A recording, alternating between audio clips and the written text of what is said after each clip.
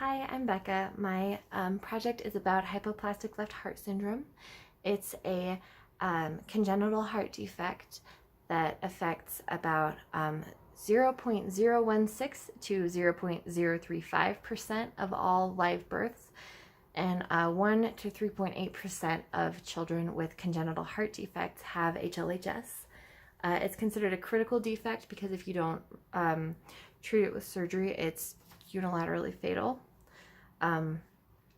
It's genetic, but we don't know quite how to prevent it.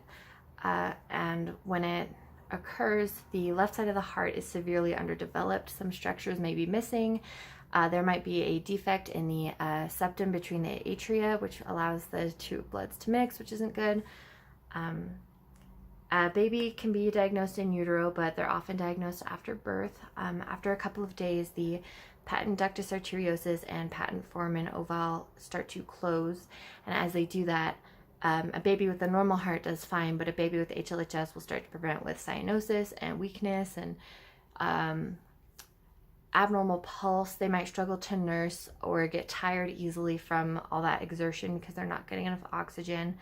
It's diagnosed with an EKG, and not all parents choose to go the surgical route because it is very difficult, and the survival rate is not what we would want it to be, perhaps. And it's difficult to look those odds in the face if it's your child.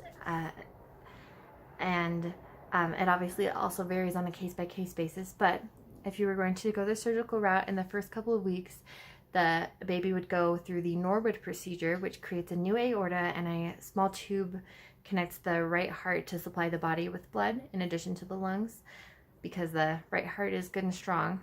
And then in about 6 months, the bidirectional Glenn shunt procedure will be performed, which connects the pulmonary artery and the superior vena cava, which will send the blood from the upper body straight to the lungs to take some of the load off the right side of the heart.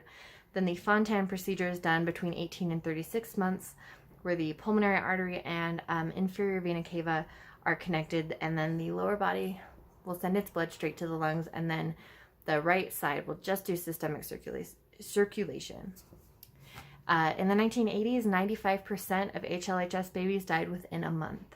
Now, the survival rate, as I mentioned, is complicated because each procedure has its own, but the odds of reaching the age 1 after doing these procedures is 63 to 80%, and age 5 is 58 to 72%.